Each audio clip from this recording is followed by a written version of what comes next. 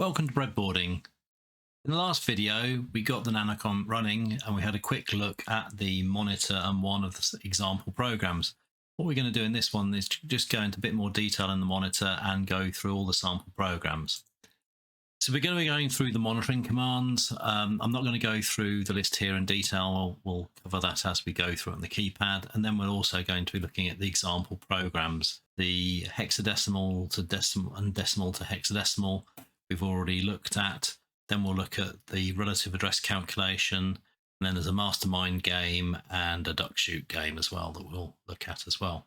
So I've powered on the Nanocomp, and what we're going to look at are the various monitor commands here. So probably the one we use the most is M for memory. So if we look at memory 7FFE, this is the reset vector, if you remember, and 7D89 is the reset vector, and we can see here 7D89.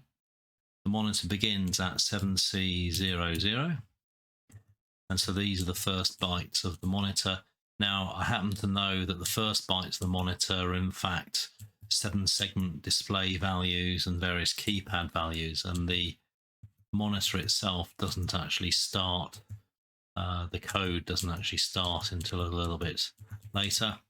And then also the sample example games starts at 7800, and these do start with 10 DE 1390, and that happens to be load the stack pointer with 1390, so that's how we know that. So that's memory. If we want to actually change memory, what we're going to need to do for one of the games is in fact to set 1000 and 1001 to be the value of 0020. So we're just going to do that, 00 and then 20. So when we want to change memory, we just type in the new value and press I. And if you don't get it right, you can just keep on doing until you get it right. And if you remember, the 1-2 code is no operation. And there's another code we'll come to a little bit later, is 3F. And that is a software interrupt, and we'll have a look at that in a few minutes when we come to look at the register display. So that's the memory. If we do want to look at the registers, so if we're debugging something, what we can do in fact is put a software interrupt code. Now, if you remember, we have just put into the memory 1002, we have no operation, and then we have software interrupt. There's a very simple program, probably about the simplest program we can do here.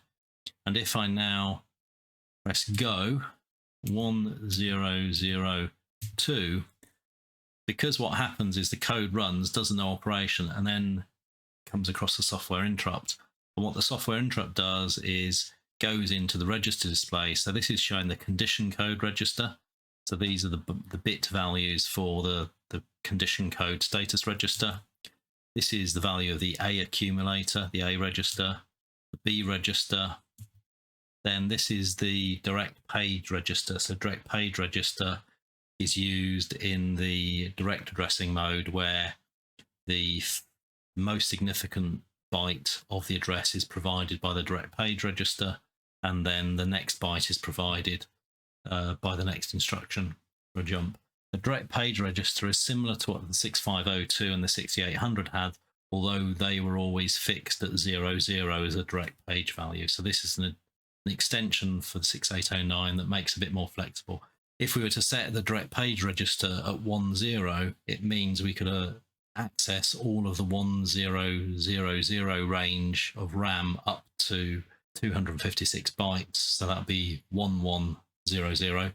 Be able to access all of that just using a single byte for the address, because the first part of the address would be provided by the direct page register value of 10. Then we have the X register, then the Y register, then the user stack pointer.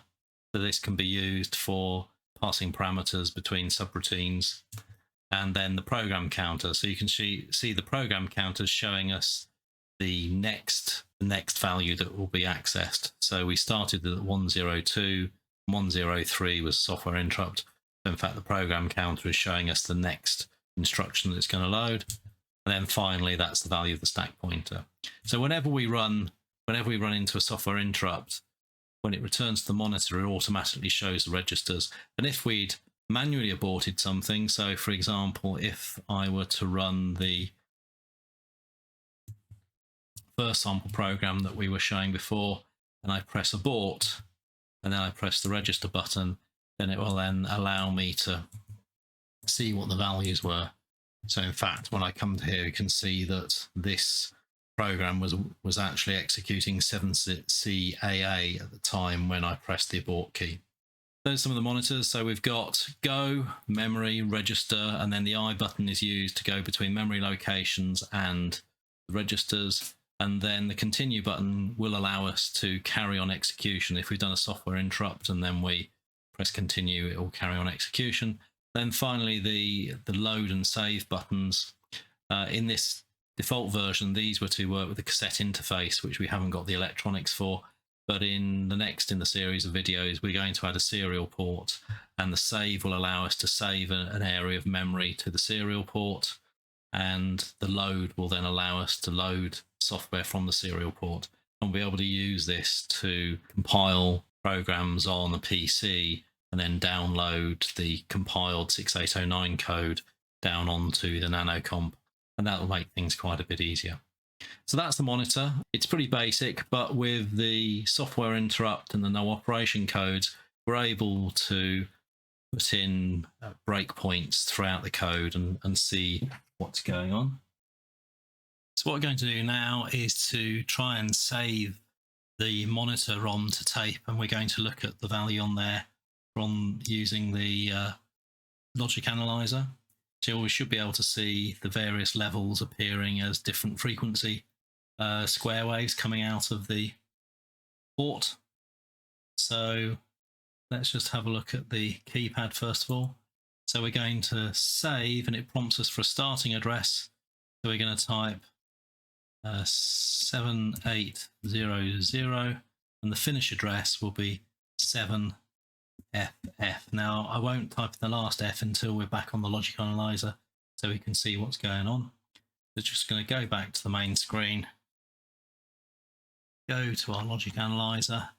When I press the last F, we should then see this triggered.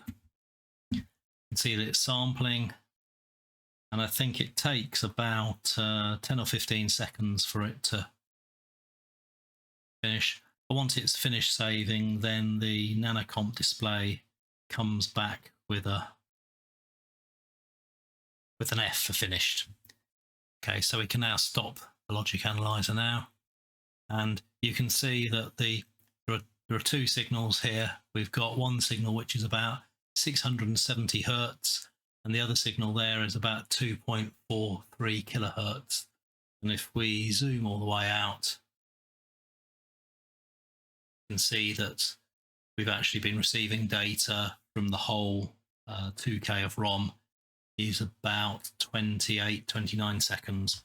And if we just choose somewhere to zoom into on there, we can see that the way the data is represented by the lower frequency and the higher frequency. Now, I'm not going to try and decode this because this is specific to the NanoComp, but a very similar thing will be occurring when we use the serial port. And what we're doing in later videos is replacing the current code that is used for cassette storage, and we're going to change that to work with the serial port. It's very, very similar what it needs to do. The only difference is the code that currently does the different pulse modulation for the output signal just needs to worry about writing the byte values to the serial port and reading from the serial port. So that's the save function. So now what we're going to do is to look at the second of the example programs. This is the relative address calculation. If you're not using an assembler to write your 6809 code, then what I'll be showing in the next video is doing machine code programming, and this does require to calculate the offset for doing relative address jumps manually. What this program does is just allows us to do this in software. So the address for this is 7A00, so we're just going to run go 7A00. This requires us to put a source address. Now the source address that I included in the slides was 7CAD, and this happens to be from part of the monitor. The destination is 7C98. 7C98. Now to work out the relative offset, it also needs to know whether this is a 2-byte instruction or a 3 or more byte instruction. So I'm just going to put it's a 2-byte instruction. So that means it's got a maximum offset of plus or minus 127, 128 jump. So that's given us the value of E9, which I happen to know, which is correct. If we do do this again, and we put in the source, we'll put the same source, 7CAD, and we'll put the destination as the end of memory, so that's 7FFF, and this time we'll put in 3 bytes. You can see there it's calculated an offset of 34F. And then it will also give you negative offsets, and if the offset is too big for a 2-byte value, then we'll get a dash. So what we'll do now is if we put in 7CAD, and now we put 7C00, and we just put 2, you'll get a dash there because it's too big, it can't be calculated. And if we go back in and then do 7CAD and 7C00, and then we provide a 3-byte instruction, you can see there that FF50 means that it's effectively minus A0 in hexadecimal, about a minus 160. So it's obviously bigger than 128, which is the reason why our 2-byte offset wasn't able to do this. We needed to put in the 3+ bytes for it to be able to calculate it. So that's the relative address calculation.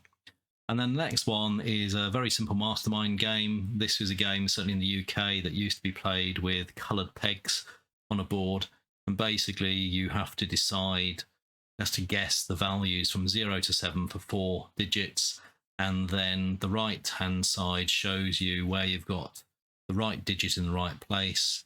And then the second digit shows you where you've got the correct digit, but in the wrong place. So the bulls and cows, as it might be known in the US, and this is just a simple game, and once you've got it right, it'll then tell you how many goes you took to get it. So this may take me a little while, but let's just run it up. So go 7A80.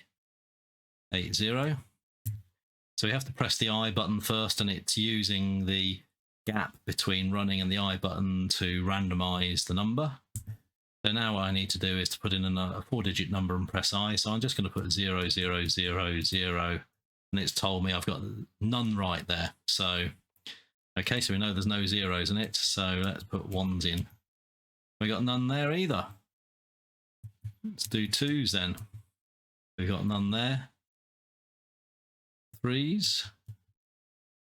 Okay, so we've got the 2 3s in the correct place, and so 3 3 4 4. Okay, let's try 4 4 3 3. Okay, so you begin to see how we can do things. So we've actually got 3 of the correct things here. So the only thing we have to establish is which one of these is in the wrong place. So let's try 0 4 3 3. 0 4 3 3. So in fact, we know that the 4 and the 3 probably need to be reversed here. 4 3. That's right. Good. So 4 3 3. Do 4 3 3 0. So now we know it should be 4 3 0 3. So that's got 3 right. So now we just need to get the last digit. We know it's not going to be anything up to 4. So 4 3 something 3. 4 3 5 3. Nope. 4 3 6 3. Yes, we've right. So now we've got it right. It is now going to tell us when we press I next how many goes. We had 15 goes. That's not very good, but I'm sure if I try this a few more times, I'll probably get the hang of it. Now the final one is something called Duck Shoot, which is a very simple little game, but we need to make sure that the memory at 100 is the delay it uses for how fast. that is set to 0020. So now we're going to run duck shoot at 7940. And all we have to do is to try and hit the display. So I'm going to use the 5 key. So when the 5 is illuminated, so this digit here, I just need to try and hit the duck. If I miss, then they increase.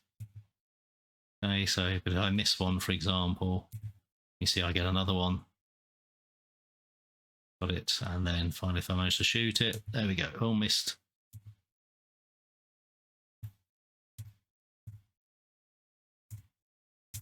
There we go. So when we manage to time it, then we win. So very simple games. And when we come to disassemble the ROM, there's two separate areas. One is for the monitor from 7C00 up to the top of the ROM, and then the lower 7800 to 7C00 are the example programs. So what we're going to do when we disassemble that code is to separate them out into two separate things. We'll do the monitor first, and then we'll do the example programs. And what we're going to do is to show you in the next video doing simple machine code. We're going to start with a very simple hello world equivalent of just writing hello to the 7-segment display.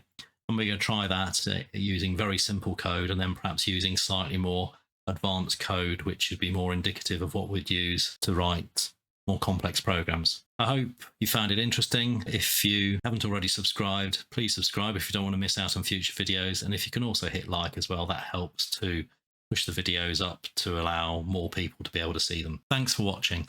Bye.